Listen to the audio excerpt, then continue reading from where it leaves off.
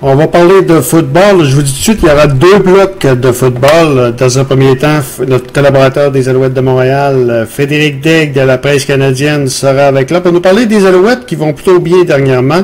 Et on va faire une pause et par la suite, on va parler avec Alexandre Gauthier qui fait un retour à Dan Radio Sport et on va faire un peu le survol de la conférence nationale dans la Ligue de football car la saison approche à très grands pas. Donc, on va parler avec Frédéric Daigle de la presse canadienne que vous pouvez également lire sur son blog Chips, Peanuts et Cracker Jack. C'est ça, Frédéric?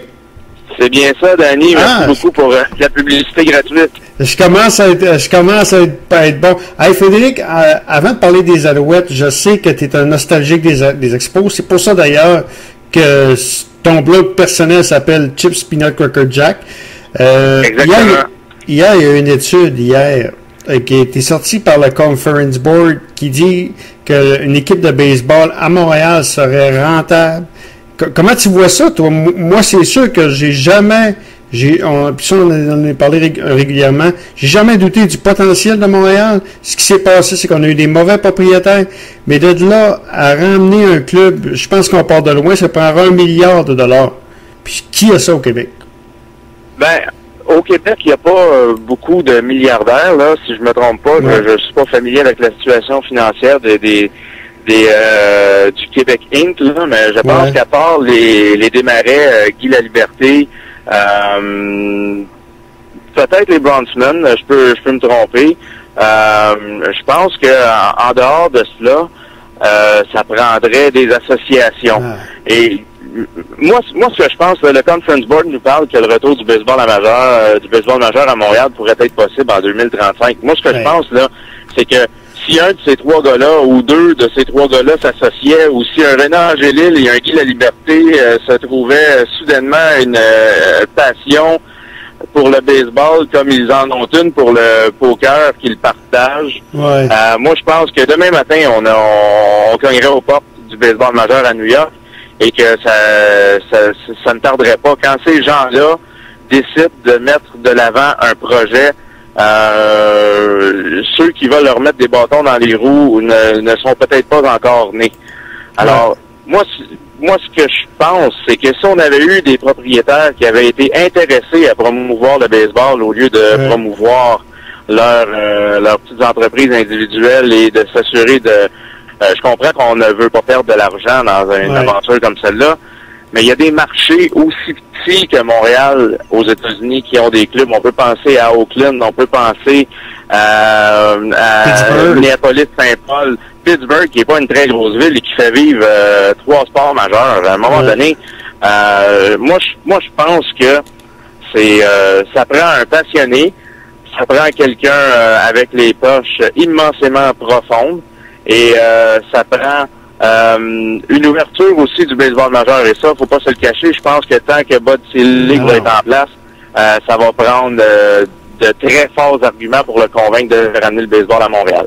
Mais si on a été capable de faire vivre le baseball pendant près de 35 ans à Montréal, et pendant quelques années, c'est Montréal qui attirait les plus grosses foules du baseball majeur, plus que les Yankees de New York, plus que les Dodgers de Los Angeles. Pourquoi ces gens-là sont pas disparus, là? Alors, il suffit de leur offrir un bon produit, de les mettre en confiance, de les assurer un peu que les Expos de Montréal ne deviendront pas le club école des Yankees et des Dodgers de ce monde, et puis ça pourrait marcher. Mais je suis un grand rêveur sur ce sujet-là. C'est certain que moi, je suis vendu au projet.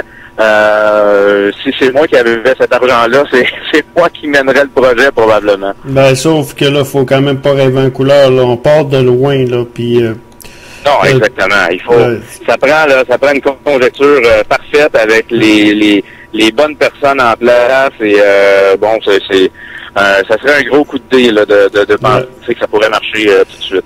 Frédéric, les Alouettes vont bien. Depuis la dernière fois qu'on s'est parlé, je te dis tout, j'ai pas écouté le match hier, je l'ai enregistré, je vais l'écouter en fin de semaine.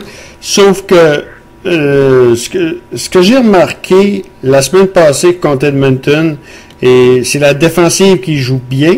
C'est sûr qu'à Edmonton, le vendredi passé, on a marqué le taux, on a brisé les reins aux Eskimos, puis avec Steven Giles comme carrière, c'est très difficile. C'est très difficile de revenir de l'arrière. Mais la défensive s'est replacée quelque peu. Ah ben absolument. Dans les 3 derniers matchs, je pense qu'ils ont 11 sacs du quart, ou en tout cas dans ces eaux-là, 9 sacs du quart, je crois, en 3 matchs. Et alors qu'ils en avaient réussi, si je ne m'abuse, là, 6 dans les 5 premiers. Ouais. Alors, ça fait toute une différence. Je pense que la nouvelle défensive des Alouettes de Reinbold se met en place. La chimie commence à prendre. Et puis, on savait qu'à l'attaque, ça irait bien. Ce qu'on savait pas, c'est que ça irait bien même en l'absence de Jamel Richardson, qui connaît un début de saison plutôt ordinaire. Et Whittaker qui a raté un match ou 2. Là, t'as London qui est sorti du match au 2e quart hier et qui sera absent de 2 à 4 semaines. Mais là, c'est des gars comme S.J. Green qui est premier dans la ligue avec 737 verges par la passe. Et Calvillo qui ne dérougit pas, lui-même à 40 ans, mène la ligue encore pour les verges par la passe avec tout près de 2700. Il est 2e pour les passes de toucher complétées.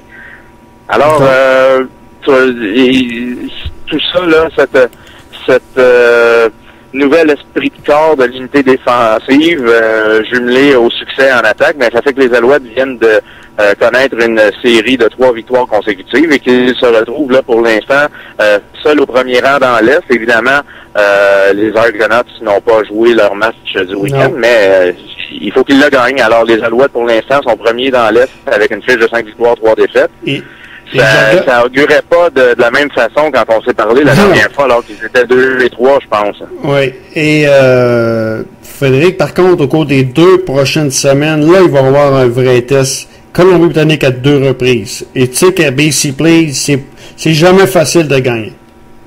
Non, les Alouettes, je pense, ont pas gagné là depuis 1904. Ça fait une éternité qu'ils n'ont pas gagné en Colombie-Britannique. Et les Lions sont encore une fois une puissance dans cette ligue-là. On va avoir une très bonne idée de quel bois se chauffent les Alouettes après cette série de 2 matchs. Et si les Alouettes étaient capables de sortir de là avec une fiche de 500, là, ça serait très bon. On se retrouverait à 6 et 4 et on serait pas en mauvaise posture là, pour la deuxième moitié de saison, absolument pas. Ce qui peut aider les Alouettes, Frédéric, c'est que habituellement le match avait toujours lieu à 22 heures. Et ça, on le disait, et ça, Pierre Vercheval, pour avoir été sur le terrain à plusieurs fois, il disait que le décalage horaire pouvait être un facteur déterminant. Or, le match des Alouettes à BC Place aura lieu à 16 heures. Ça peut changer la donne un peu. Ben, ça peut pas nuire parce que pour les Alouettes, ça sera comme s'ils disputaient un match à 19h. Alors, ce que ça a comme conséquence, on peut dire, c'est que le personnel, l'entraîneur des Alouettes n'est pas obligé de modifier l'horaire. On n'est pas obligé de toucher à nos montres. On fait pareil comme si on était à Montréal. On s'entraîne à l'heure de Montréal et on mange aux heures de Montréal pour jouer le match à la même heure qu'on jouerait au stade Percival Molson. Alors ça, c'est certain que c'est un élément qui pourrait jouer en faveur des Alouettes, mais je pense que ça va prendre plus qu'un bon calendrier pour aider les Alouettes en Colombie-Britannique. Hey, je veux te poser la question en terminant, Frédéric. Les foules au stade Percival Molson, comment ils sont depuis le début de l'année? Sont-ils bonnes? Je m'excuse, j'ai mal compris le début. Les foules. Oui, au stade Percival. Écoute, on parle...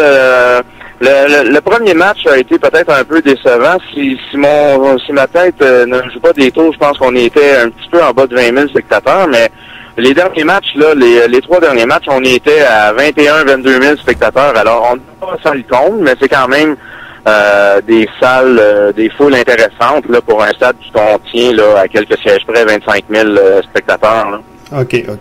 Ben, Frédéric, il reste des bons billets, mais la situation se replace de ce côté-là tranquillement pas vite. Mais on a toujours dit que sous l'ère de Larry Smith, c'était difficile à évaluer. On a même fait croire que en raison des bancs qui sont faits en ciment à Percival Molson, qu'il y avait toujours salle comble. Or, c'était pas nécessairement toujours le cas.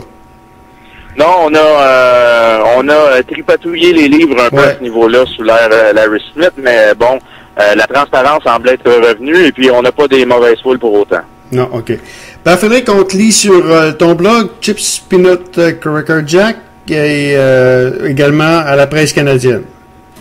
Merci, Danny. On se reparle bientôt. Oui, donc voilà, c'était Frédéric Daigle, notre collaborateur des Alouettes qui travaille à la presse canadienne il couvre les activités des Alouettes. Après la pause, ça sent le début de la saison de la Ligue nationale de football. On parle avec Alexandre Gauthier.